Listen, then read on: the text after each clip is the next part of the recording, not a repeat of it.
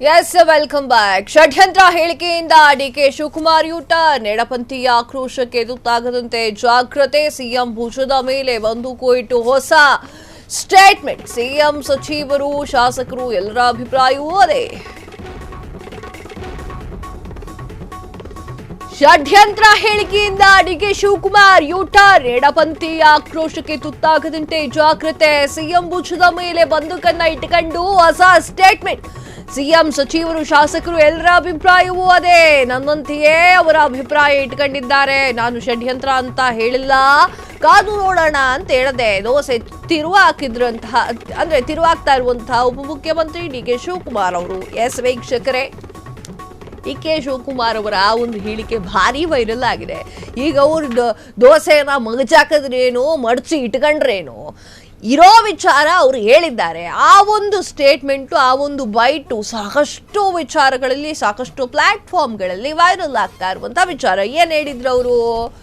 ಷಡ್ಯಂತ್ರ ಆಗ್ತಾ ಇದೆ, ಧರ್ಮಸ್ಥಳ ಕೇಸ್ ವಿಚಾರಕ್ಕೆ ಸಂಬಂಧಪಟ್ಟಂತೆ ಯಾರೋ ಒಬ್ಬರು ಸೂತ್ರಧಾರರಿದ್ದಾರೆ ಅಂತ ಹೇಳಿ ಒಂದು ಮಾತನ್ನ ತೇಲ್ಸಿ ಹಾಕಿದ್ದಂತಹ ಡಿಕೆ ಶಿವಕುಮಾರ್ ಅವರು ಈಗ ದೋಸೆಯನ್ನ ತಿರುವು ಹಾಕುವಂತ ಕೆಲಸ ಮಾಡ್ತಾ ಇದ್ದಾರೆ. ಏನಂತ ಹೇಳವ್ರೆ ನೋಡ್ಕೊಂಬರೋಣ ಬನ್ನಿ.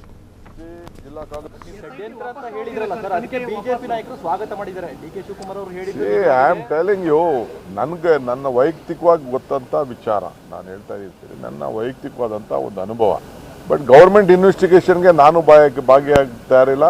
ಇಲ್ಲ ಅಂತಂದರೆ ನಮ್ಮ ಹೋಮ್ ಮಿನಿಸ್ಟ್ರು ಅಲ್ಲಿ CM ಆಗಲಿ ಅದು ಇದನ್ನು ನಮ್ಮ CLPಲಿ ನಮ್ಮ ಇವರ MLAಗಳು ಇಲ್ಲಿ ಮಾತಾಡಿದ್ದಾರೆ.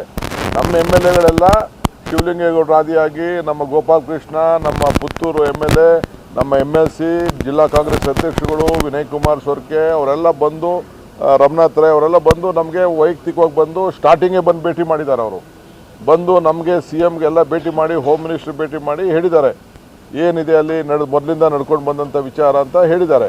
ನಾವು ಅದನ್ನು ಒಬ್ಬ ರೂಲಿಂಗ್ ಗೌರ್ಮೆಂಟ್ ಆಗಿದ್ಕೊಂಡು ನಾವು ಮಾತಾಡಬಾರ್ದು ಅಂತ ಅಂದ್ಬಿಟ್ಟು ನಾವೇನು ಮಾತಾಡೋಕ್ಕೆ ಹೋಗಿರಲಿಲ್ಲ.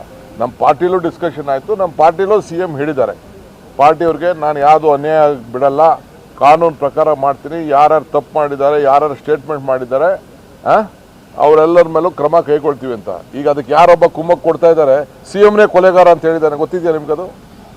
ನೀವು ಯಾರು ಅದನ್ನು ಹಾಕಿಲ್ಲ. ನೀವು ಅವನು ಯಾರೋ ಒಬ್ಬ ಹಿನ್ನೆಲೆಯಲ್ಲಿ ಯಾರೊಬ್ಬ ಇದ್ದಾನೆ, ಇದಕ್ಕೆ ಅವನು CMನೇ ಕೊಲೆಗಾರ ಅಂತ ಹೇಳಿದ್ದಾನೆ. ಅದೆಲ್ಲ ನಮ್ಮ ಹತ್ರ ಮಾಹಿತಿ ಇದೆ. ಸೊ ಏನು ಬೇಕೋ ನಾವು ಕ್ರಮ ಕೈಗೊಳ್ತೀವಿ. ನಾವು ಅದು ನಾನು I don't want to interfere at anything.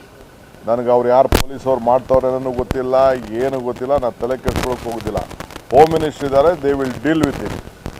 ಕಾನೂನು ಬ್ರೇಕ್ ಹಾಕೋದು ನಾನಲ್ಲ, ನನಗೂ ಅದಕ್ಕೂ ಸಂಬಂಧ ಇಲ್ಲ. ಅವರೇ ತೀರ್ಮಾನ ಮಾಡಬೇಕು.